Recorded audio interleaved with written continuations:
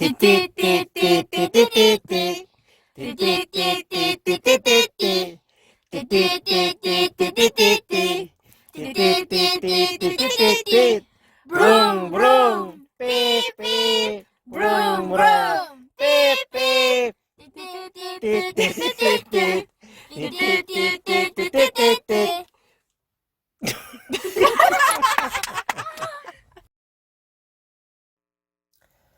푸근한 침대에서 아침에 기분 좋게 눈을 떴고 조금이라도 더 오래 이 느낌을 즐기고 싶어 이불 속에서 민기적거리다가 아침도 거하게 잘 차려서 먹고 평소보다 1시간가량 늦은 9시경에 숙소를 나왔다.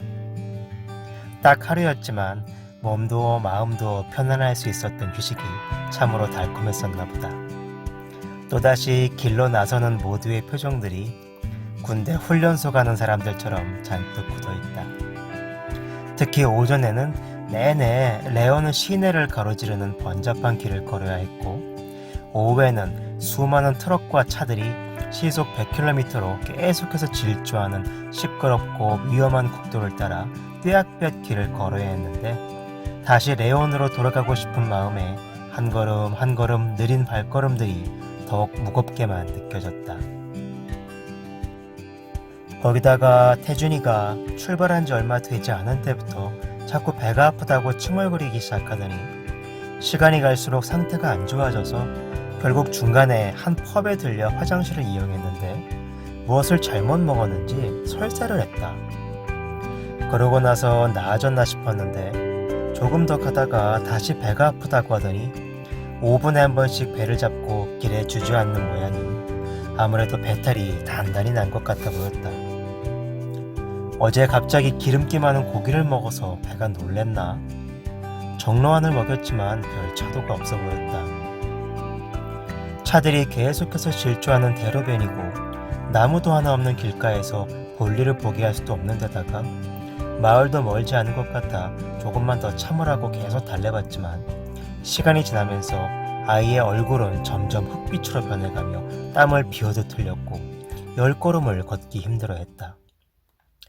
그러다가 갑자기 애가 주저앉더니 더 이상 참지를 못하고 그 자리에서 바지도 내리지 못한 채 위옷까지 흥건히 젖을 만큼 심한 설사를 쏟아버렸다.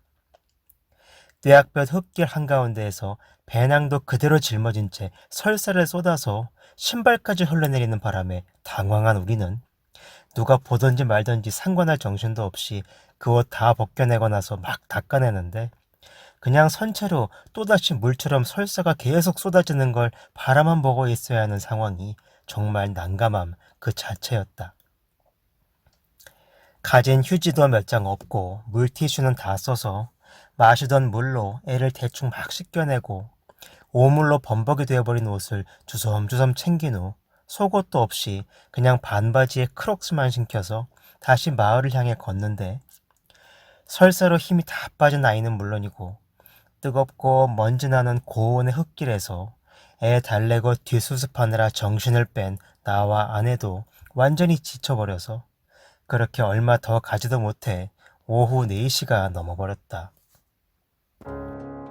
아이는 더 걸을 힘조차 없어하고 우리도 급하게 뒷수습을 하느라 온 손에 다 똥을 묻히고 엉망진창 우리도 다 수습을 할 수가 없을 정도인데 햇볕은 뜨겁고 오갈 데도 없고 근데 바로 옆에 한 작은 호텔이 있었는데 그 호텔의 반값을 물어봤더니 우리가 늘 가던 알베르게의 한 3배는 넘는 금액이었다.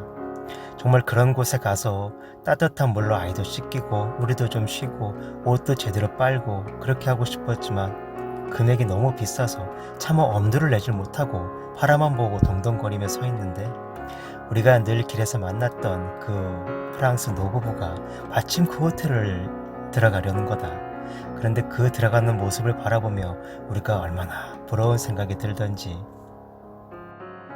이미 시간은 늦었고 길 한가운데 그냥 서 있을 수는 없어서 힘들어한 아이를 다독여서 발걸음을 다시 옮기는데 얼마 못 가 결국 예정이 없던 비아 단고스델 파라모라는 마을에 멈추게 되었는데 이 마을의 숙소라고는 허름해 보이는 공립 알베르게 딱 하나뿐이었다. 대부분 공립 알베르게는 시설이 많이 떨어지고 사람들이 많이 몰려서 부족한 샤워실이나 세탁실을 나눠 쓰게 되어 있기 때문에 똥으로 절은 옷가지들을 어떻게 다 빨고 속탈이 단단히 난 아이는 어떻게 챙겨야 하나 걱정을 했는데, 이곳은 공립임에도 특이하게 작지만 2층 침대 4개가 한 방에 있는 식의 구조여서 다행히 우리 넷이서만 있을 수 있었고, 세탁실은 없었지만 샤워실이 넓어서 큰 무리 없이 옷을 빨고 조금 쉴 수 있었다. 아들은 여전히 기운이 없어 하지만 마땅히 어떤 음식을 구해 먹일 수 있는 상황이 아니라서 그냥 흰밥에 김을 싸서 대충 먹이고, 나머지 셋은 어저께 마침 사갖고 왔던 라면으로 저녁을 때웠다. 하루아침에 천국에서 지옥으로 직행한 기분. 어저께는 돼지 불고기에 땀 흘려가면서 퀸베드에서 잤는데 다시 현실의 길로 나왔음을 아주 뼈저리게 느끼게 해준 하루였다. 나중에 생각해보니 아이가 배가 아파 그렇게 힘들어하고, 그럴 때 어떤지 나도 경험해봐서 잘 알면서 차가 많이 다니는 큰 길가이고 마땅히 볼일을 볼 만한 장소가 없다는 이유로 그 어린 것에게 무조건 참으라고만 했던 나는 정말 형편없고 나쁜 아빠였다. 아들이 이제 겨우 8살이라는 것을 자꾸 잊는다. 그리고 남자라는 이유로 너무나 많은 것을 기대하고 강요하고 함부로 대한다. 내가 그래서 힘들었으면서 그런 이유로 많은 상처를 받았고, 그로 인해 도전이 필요했던 수많은 인생의 순간들 앞에서 두려워하고 도망치고 그렇게 좌절했었던 것을 잘 알면서 내 아들에게 또다시 같은 상처를 입히는 나를 본다. 페이스북을 통해 매일 우리의 여정을 함께 해주고 계신 분이 댓글에 어리석은 아빠라고 쓰셨다. 그 말이 맞다. 특히 오늘 일은 내가 너무 어리석었다. 어린 것이 몸도 그렇게 힘든 상황에서 20km가 넘는 덥고 고된 길을 걷는 동안 말도 못하고 묵묵히 참아내며 얼마나 고통스러웠을까. 빨리 잠자리에 들어야겠다. 내일부터 일정표상으로는 매일 24km, 29km 이런 식으로 강행군이 이어지고, 특히나 1400m가 넘는 산을 2개나 지나야 하는 마의 구간이 시작된다.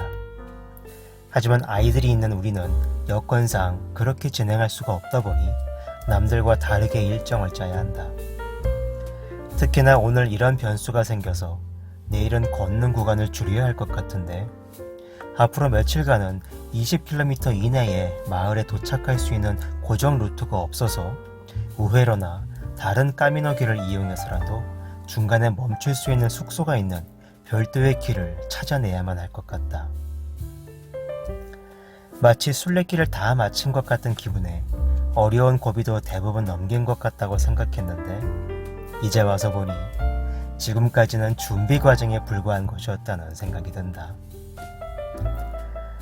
아무튼 무리 없이 순적하게 남은 기간 알차게 정말 중요한 것과 의미 있는 것을 잘 붙잡고 나가야 할 것 같다. 목적지에 도착하는 것보다 우리가 함께 걷는 매일매일이 가장 중요한 것임을 절대로 잊지 말자. 힘내, 아들아. 역시 우리 아빠!